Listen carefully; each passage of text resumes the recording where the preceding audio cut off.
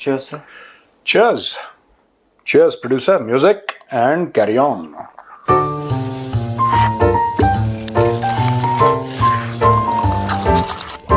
Cheers. बोलो producer, क्या गप है आज की? सर गप बहुत सारी है, लेकिन शुरुआत में एक अच्छी खबर से। अच्छी खबर क्या है, मतलब वो जब न्यूज़ पढ़ा मैंने, वो ओपिनियन पीस पढ़ा, तो मुझे प्राइड फील हुआ थोड़ा सा। हाँ, क्या अच्छे देश से हूं मैं।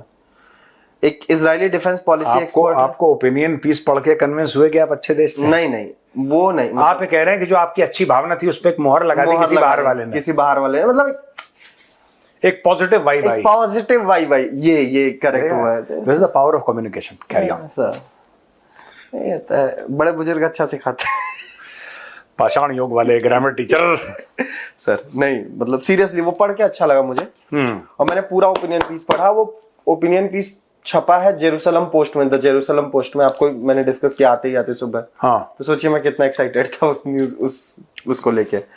जाकी शालोम करके एक है, इजरायली डिफेंस पॉलिसी एक्सपर्ट है, और वो मिक्साव institute for national security and Zionist strategy के एक्सपर्ट भी हैं। उन्होंने एक आर्टिकल लिखा। इस आर्टिकल में उन्होंने कहा कि इजराइल भारत से क्या सीख सकता है। उन्होंने बहुत सीधे शब्द में लास्ट में जो कंक्लूजन है उसमें लिखा है कि from India we learn that national honour is not a luxury but a far reaching strategic asset. If Israel desires to secure its standing and security, it must project firm resilience to the world. Basically वो कह रहे हैं कि उन्होंने 2-3 घटनाओं का जिक्र किया। जैसे उन्होंने बोला कि जब इंडिया पाकिस्तान का स्कर्मिश चल रहा था, जब ऑपरेशन सिंदूर चल रहा था, हाँ, तो ट्रंप ने एक न्यूट्रल, उसका क्या बोलते हैं कि पीस मेकर के तौर पे बहुत कोशिश की कि मैं प्रोजेक्ट हो जाऊं कि मैं पीस मेकर था, मैंने शांति करवाई। ये सब भारत बहुत फर्म रहा, भारत अड़ गया कि नहीं करवाएंगे। आपने नहीं करवाया, मोदी जी ने सामने बोला, आपने पार्लियामेंट में बात की, हर जगह बात की, फोन कॉल हुआ, फिर विक्रम मिश्री सर ने भी बोला। उसके बाद उन्होंने अपने यहाँ के वो दिया एग्जांपल कि 25 अगस्त को खान यूनुस के एक हॉस्पिटल पे इजरायली का डिफेंस फोर्सेस का एक शेल गिरता है, बॉम्ब का। उसके बाद इजराइल डिफेंस फोर्सेस के स्पोक्स पर्सन, उनके चीफ ऑफ स्टाफ, उनके प्राइम मिनिस्टर तक आते हैं। वो तुरंत सफाइयां देना शुरू करते हैं। वो तुरंत बताते नहीं, क्योंकि वो वर्ल्ड ओपिनियन को अपने हिसाब से बनाना चाह रहे थे। जबकि भारत उसके उलट जो भी कुछ हुआ, उसने अपने स्टांस पे मजबूत रखा, अपना सब कुछ मजबूत रखा और बताया कि हम कौन है, हम क्या है और हम क्या कर रहे हैं, क्यों कर रहे हैं, क्या सही है, इसमें क्या गलत है। सर मैं डिसएग्री करता हूं फंडामेंटल लेवल पे जो इन्होंने बोला है ना इजराइल के बारे में, उससे भारत के बारे में जो बोला, good, it is true. Trump को लगा कि झुका देगा, भारत ने बोला भाग, हवा आने दे, ये सब सही है। लेकिन मुझे लग रहा है कि क्या नाम है इनका नाम है जाकी शालोम। हाँ, मतलब जाकी शालोम। हाँ, मुझे लगता है कि mister Zaki Shalom is being too hard on Israel. Anybody who says that Israel cannot withstand external pressure is somebody then who has not understood Israel.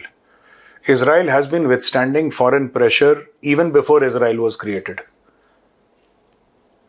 देखो, आप मिसाइल मारते हो, एक अस्पताल में जाती है, 20 लोग मर जाते हैं। कोई भी देश समझाने की कोशिश करेगा, क्योंकि it is never the intention of any country's military, unless of course it is the Pakistan army, which is a rogue army, but any civilized country, their aim is not to kill innocents. Yes, there is a lot of collateral damage. Yes, innocents die. But no, it's not okay. It's not okay to kill innocents. It's not okay. You can't write off human lives as collateral damage. But does this happen in war? Definitely. It happens in war. गलत है, it's wrong, but it happens. It is a fact which is a very ugly fact of war, that innocents die in war. अब मैं आपको 2-3 बातें बताता हूं जी। ये मानना मिस्टर जाकी शालोम का कि Israel, I don't think Israel needs to learn from anybody. because these guys have been, even modern Israel, which was created in 49, 49 48, 49. 48 I think. हाँ. Modern Israel has been withstanding. Within a few weeks of its creation, it was invaded. No doubt. लोग मारने की कोशिश कर रहे. Arab world ने पूरी कोशिश करी कि इजराइल नस्ते नाबूद हो जाए, इजराइल खत्म हो जाए. Israel is still standing tall. Israel लड़ रहा है, इजराइल अपनी शर्तों पे लड़ रहा है. ठीक है. हाँ, कभी कभी क्या होता है कि कोई ऐसी चीज हो जाती है ना which becomes unjustifiable. The killing of 20 people in a hospital, it's not okay. And I say this as a Fauji. Yes, there is collateral damage. And that is the ugly aspect of war. ठीक है, वो war का एक ugly aspect है. If tomorrow we went into operations and 20 people got killed innocents, I would raise my voice and say that it's not okay यार. A country fights. देखो, हमें Indian army में क्या सिखाया गया है? और ये मैंने बात बोली थी, and it became very popular at one point in time. The Indian army is not just a powerful army, it's also a moral army. We are not strong because we have weapons. We are strong because we are right. ये जो morality है ना, वही पुराना example मेरा कि आप प्रभु श्री राम की पूजा क्यों करते हैं? इसलिए क्योंकि उनकी सबसे बड़ी सेनाएं थीं, या बहुत उनके पास पैसा था, या बहुत बड़ी जमीनें थीं, या उनके पास हजारों लाखों की तादाद में हाथी और घोड़े थे और अशरफियां थी, या सोने के सिक्के मुद्राएं जो भी होती थी उस जमाने में, ये थी. इसलिए आप उनकी नहीं, आप इसलिए पूजा करते हैं क्योंकि अपने पिताजी का मान सम्मान रखने के लिए नंगे पैर वो 14 साल के लिए वनवास चले गए. तभी तो कहते हैं रघुकुल रीत सदा चली आई, प्राण जाई पर बचन न. ये क्या मतलब है इसका? Strength comes from morality, right? Everlasting strength. Yes, strength also comes from weapons. अब आप बोलोगे साहब मिसाइल मार दी तो मोरालिटी कहां गई? इजराइल,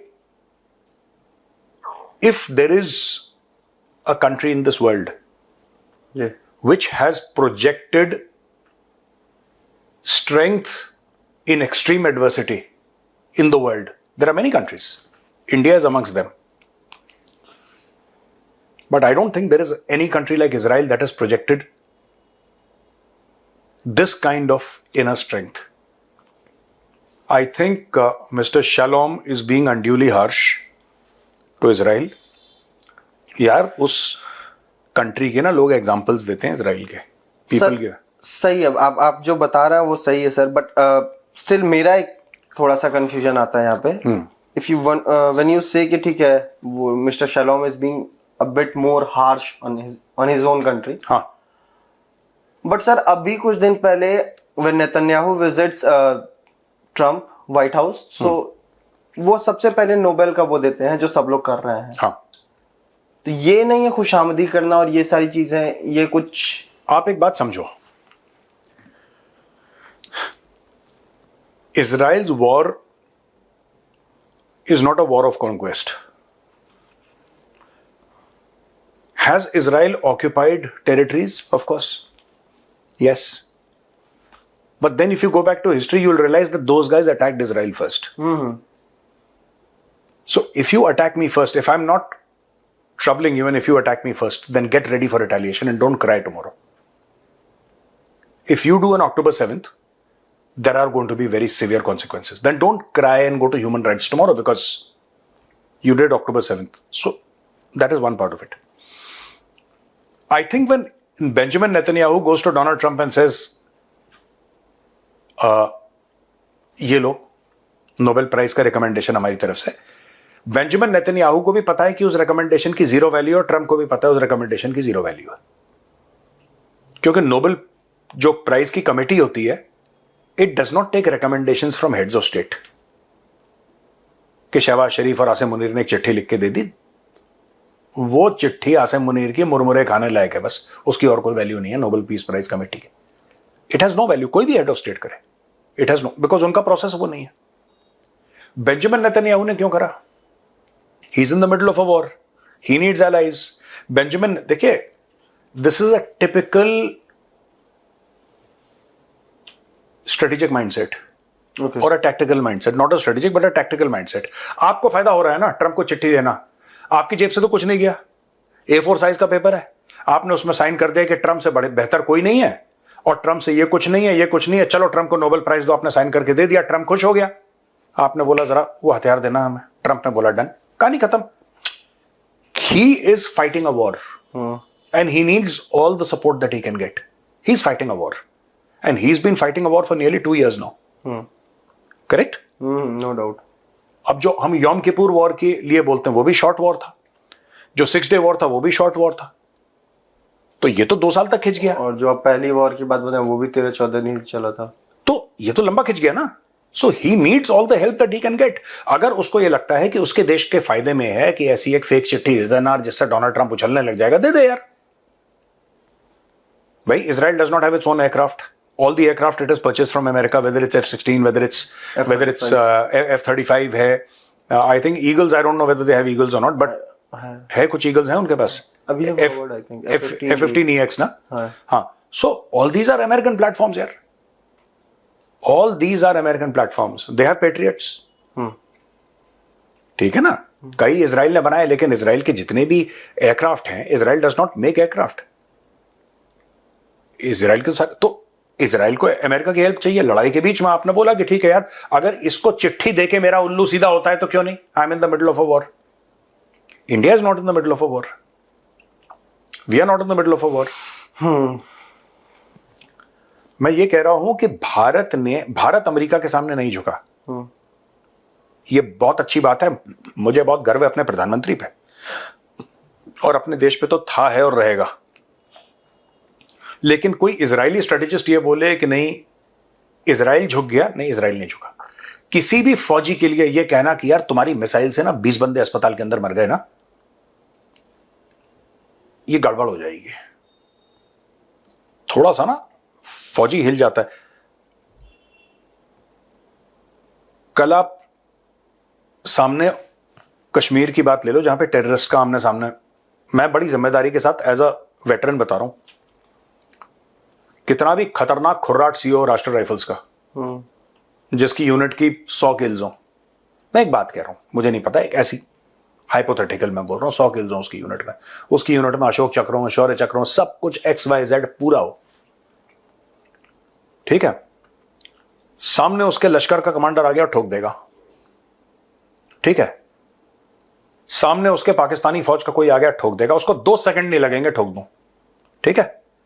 सामने उसकी 5 साल का बच्चा आ गया ना, उसी RR के सीओ के हाथ कांपेंगे कि यार ये क्या हो गया। सामने लेडीज आ गई, बच्चे आ गए, बुजुर्ग आ गया ना, वो एक कदम पीछे कर रहे, वो लड़ेगा नहीं, he will avoid conflict. This is the nature of soldiers. सामने अगर 5 साल का बच्चा आ गया, जैसे औरतों बच्चों को आगे कर देते हैं ना टेररिस्ट, आपने सुना ही होगा, औरतों बच्चों को आगे कर देते हैं। जैसे ही इन्होंने औरतों बच्चों को आगे करा, इंडियन आर्मी के अफसर ने 3 कदम पीछे लिए। बच्चे के सामने नहीं जाएगा वो। मैं देख चुका हूं, आई हैव सीन दिस यार। There is a very strong strain and grain of morality in what the Indian army does. हां, गलतियां होती हैं, हमसे भी हुई हैं। जब मैं यूनाइटेड किंगडम के पार्लियामेंट में गया था अक्टूबर 2017, आई रिमेंबर। तो मुझे 2017 में तुम क्लास 10 में थे? नहीं सर, मैं पास आउट हो गया था, वो PG कर रहा था। क्या बात कर रहे हो, इतने बड़े हो तुम? ठीक, okay.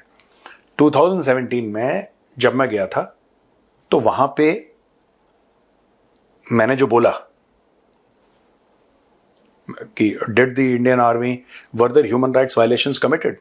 I said yes, and we have punished those people who have committed human rights violations. There is no justification for killing innocents.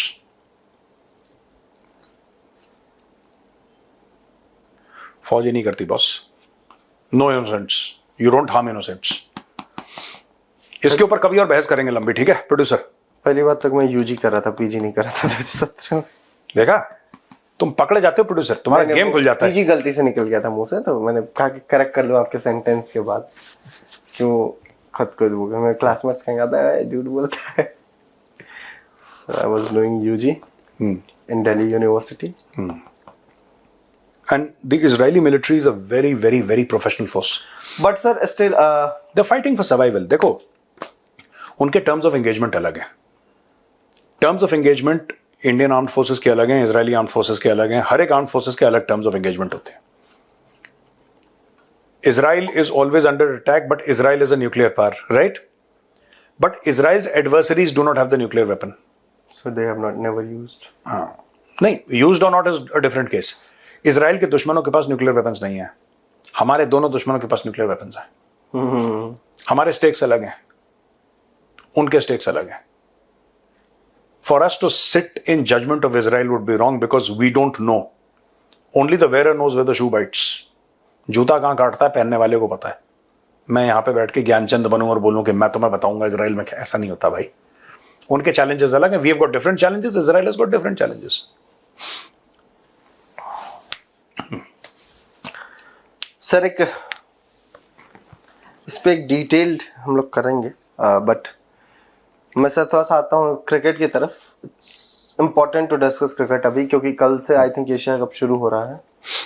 And I am sure I am not going to watch this because obviously India is playing with Pakistan against Pakistan on 14 सितंबर, 5 दिन बाद. The great match of the century and decade, जो भी कह लीजिए उसको. Because BCCI के secretary हैं देवाजीत साइकिया. सर ने एक बहुत बढ़िया स्टेटमेंट दिया सर. ही सेड कि हम तो इसलिए एशिया कप में खेल रहे हैं क्योंकि गवर्नमेंट ने जो गाइडलाइन सेट की हैं पाकिस्तान के खिलाफ स्पोर्टिंग उसकी, उसके हिसाब से हम खेल सकते हैं. तो इसमें हमें एक बार सरकार से भी अपील करनी पड़ेगी कि सर ये करिए मत. अब सर एक रीढ़ की हड्डी होनी चाहिए. नहीं, रीढ़ की हड्डी देखो यार, बात यह है ना कि हम लोग हर चीज में असमंजस क्यों रहती है. आप बोल दो ना नहीं खेलोगे नहीं खेलोगे, कहानी खत्म हो गई. आपके 2 पॉइंट छूट जाएंगे, 2 पॉइंट छोड़ दो. ओलंपिक छोड़ दिया गया, इनसे 2 पॉइंट नहीं छोड़े जा रहे हैं. देखो सुनो ना, बात यह है कि आई वुड नॉट ब्लेम. एक लेवल पे बीसीसीआई को आप ब्लेम करोगे, but the BCCI is not a government body. We say that Pakistan is a terror state and it is. Why haven't we declared Pakistan a terror state? भाई आपकी कथनी और करनी में फर्क होगा. People will take advantage. BCCI is doing exactly that. Do I support BCCI? Obviously not. Obviously not.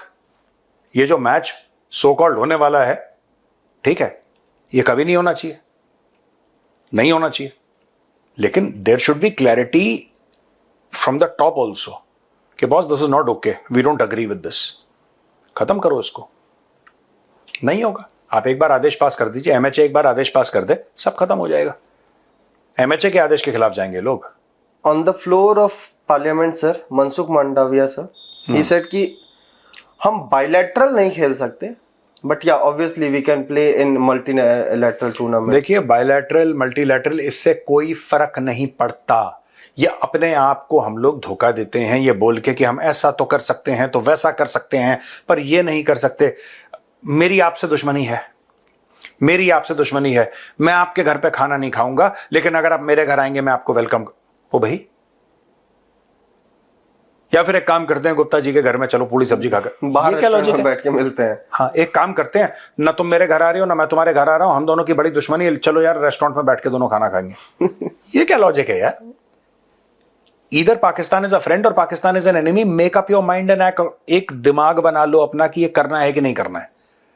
और अगर ये करना है, अगर पाकिस्तान दुश्मन है तो फिर दुश्मन की तरह ट्रीट करो, और अगर दोस्त है तो फिर आवाम को ये बता दो कि बच्चों ये मैटर अलग है. देखो पैसे का मामला है, पैसे का मामला है. और नहीं, और पैसा पाकिस्तान, देखो पाकिस्तान को देख के पैसे भी नहीं कमा रहे ये लोग. क्या कर रहे हैं ये लोग? और गेम कर रहे हैं. पाकिस्तानियों को यह बहुत बड़ी गलतफहमी है कि बीसीसीआई इसलिए खेलता है. यह पाकिस्तानियों की गलतफहमी है क्योंकि उनके माँ बाप ने उनको झूठ बोला है ना बचपन से कि तुम बड़ी अजीम कौम हो. ये खासतौर से लाहौरी जो पाकिस्तानी पंजाबी हैं, वो दे एक्चुअली बिलीव कि अजीम कौम है. ठीक है. इनको यह है कि इंडिया पाकिस्तान का जो मैच है, इससे इतना रेवेन्यू आता है, ब्रॉडकास्टर्स इतनी रेवेन्यू देते हैं कि दुनिया पागल हो जाती है. नहीं, यह झूठ है. इंडिया पाकिस्तान के मैच से ज्यादा आईपीएल देखा जाता है. आईपीएल के 2 भी तगड़ी टीमों का आप लगा लीजिए, there viewership is more than India Pakistan. वो दिन चले गए। देखो यार, इंडिया पाकिस्तान के जब मैचेस होते थे ना, इंडिया पाकिस्तान के मैचेस जो दुनिया देखती थी, जिसको बोला था कि more famous than the Ashes, ये कहते थे ना, more famous than the Ashes. Ashes is between Australia and England. ये क्यों कहते थे?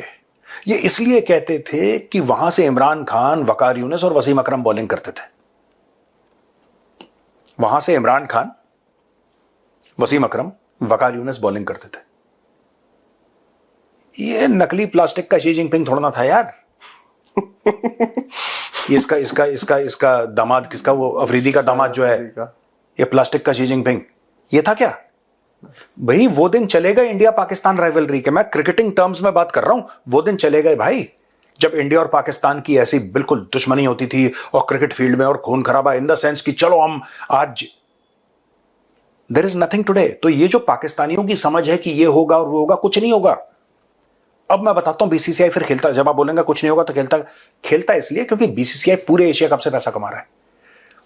बीसीसीआई पूरे एशिया कप से पैसा कमा रहा है। ब्रॉडकास्टर्स ही आपके इंडियन है यार। तो ब्रॉडकास्टर्स इसलिए नहीं वहां पे क्योंकि पाकिस्तान उतर रहा है मैदान में। अगर इंडिया वेस्ट इंडीज के साथ भी खेलता ना, वो भी करोड़ों की तादाद में लोग देखते। पैसा उसमें भी हो सकता है पाकिस्तान से वेस्ट इंडीज से ज्यादा हो, लेकिन हां, अब वो नहीं है कि पाकिस्तान से वो है। अगर ऑस्ट्रेलिया खेलेगा ज्यादा लोग देखेंगे, इंग्लैंड खेलेगा ज्यादा लोग देखेंगे। अब लोगों को क्रिकेट एज अ गेम का चस्का, वो जो राइवलरी थी जिसके ऊपर लोग पैसा बनाते थे कि भारत और पाकिस्तान के बीच में अब जंग पिच पे होगी, वो चला गया क्योंकि जंग लड़ने वाले रिटायर हो गए। एक को जेल में डाल दिया तुमने,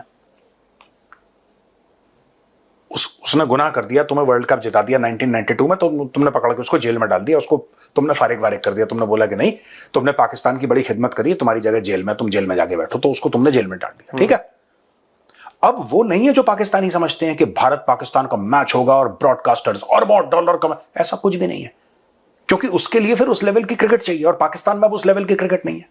ये जंग लगा हुआ बाबर आजम यार, 4 रन बना नहीं पाता, वो तो खेल भी नहीं रहा यार। मैं एक बात बता रहा हूं कि पाकिस्तान में अभी ऑल टाइम ग्रेट कौन है? बाबर ही है।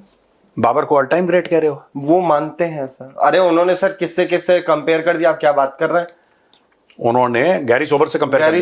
गैरी सोबर से कंपेयर कर रहे हैं आप? हाँ, नहीं ठीक है, मैं सिर्फ एक बात ये बोल रहा हूं कि पाकिस्तान में कोई ऑल टाइम ग्रेट नहीं है। पाकिस्तान और इंडिया का जो, जिसको पंजाबी में कहते हैं ना टकरा, टक्कर, वो टक्कर आजकल नहीं है। इंडिया आता है, पाकिस्तान की टीम को 4 थप्पड़ मारता है, जलील करता है, वापस चला जाता है।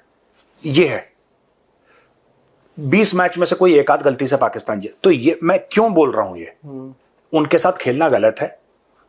Ethically, morally, legally it is wrong to play with Pakistan. नहीं होने चाहिए कोई भी रिलेशन, सिर्फ क्रिकेट में नहीं, बास्केटबॉल, हॉकी, खो खो, कबड्डी, किसी में भी नहीं होना चाहिए कोई भी रिलेशन, ना डिप्लोमेटिक, ना आर्ट्स एंड कल्चर में, ना किसी में, पीपल टू पीपल, ये सब बकवास बंद करो। लेकिन जो पाकिस्तानी ये समझते हैं कि बड़ा पैसा इसलिए बीसीसीआई कॉम्प्रोमाइज कर रही, नहीं, बीसीसीआई इसलिए कॉम्प्रोमाइज कर रही है क्योंकि बीसीसीआई सिर्फ एक मैच से नहीं कमाती भाई, वो पूरे एशिया कप से कमाती है, विच इज रॉन्ग। बट मैं आपको कॉन्सेप्ट समझा रहा हूं। अब वो पाकिस्तान में वो खिलाड़ी छोड़ना रहे जिसको देख के आप बोलेंगे कि अरे सामने से यहां पे फेस कर रहा है, यहां पे पता लगा सुनील गावस्कर है, ठीक है ना, और मे बी गुंडापा विश्वनाथ और हुएवर इज देयर, और सुनील गावस्कर है, वहां से इमरान खान नियाजी बॉलिंग करते हुए आ रहा, और ये वो नहीं है, वो दिन खत्म हो गए, वो दोस डेज आर गॉन। अब ये है नकली शी जिनपिंग प्लास्टिक का, इसका कोई बस का नहीं है मामला।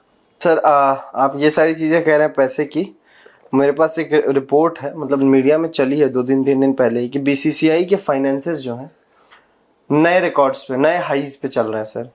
2019 से बीसीसीआई ने 14,627 करोड़ रुपए कमाए हैं और पिछले 12 महीने में इनके बैंक बैलेंस जो है इनका, वो 20,686 करोड़ रुपए है। उसके बाद भी पैसे के लिए जाना, क्योंकि अल जजीरा की एक रिपोर्ट है, वो भी कह रहा है कि ये इसलिए है, पॉलिटिकल और फाइनेंस दोनों की बात है, क्योंकि कौन कितना कमाएगा इस गेम से, ये भी है। फिर मुझे बीसीसीआई का एक वो आता है सर, एक इंसिडेंट याद आता है 1978 का, जो कि मैंने सुना ही, ऑब्वियसली मैंने पढ़ाई कहीं ना कहीं, क्योंकि आप पैदा नहीं होते उस वक्त। Obviously sir. 1978 में बिशन सिंह बेदी कैप्टन हुआ करते थे जी। एक सीरीज चल रही थी साहिवाल में, फाइनल मैच चल रहा था उस सीरीज का। हाँ। और उस मैच में पाकिस्तानी बॉलर्स लास्ट के 3 ओवर्स में कुछ 20 या 23 रन बनाने थे। पाकिस्तानी बॉलर्स उस मैच में लगातार वाइड्स डाल रहे थे और अंपायर वहां पे जो थे वो उसको वाइड नहीं दे रहे थे। बिशन सिंह बेदी आते हैं, वो इसको काउंटर करते हैं, अपने बैट्समैन को वापस बुलाते हैं कि हम नहीं खेलेंगे, और लास्ट में पाकिस्तान जीत जाता है। मतलब ऑब्वियसली उसको विनर घोषित कर दिया था क्योंकि इंडिया ने खेलने से मना कर दिया। उसके बाद बिशन सिंह बेदी को कप्तानी से हटा देती यही बीसीसीआई। यही बीसीसीआई उन्हें 1979 में टीम से ड्रॉप कर देती है। So this is the reality of BCCI. BCCI के पास कितने पैसे बताए आपने? 12 महीने में 20,686 करोड़ बैंक बैलेंस है उनका। 82,000 20,000 686 crore. 20,686 crore. This is called blood money. ठीक है, दिस इज ब्लड मनी। चलो चले, चलते हैं सर। ठीक है भैया, चलते हैं। राम राम। जय श्री राम।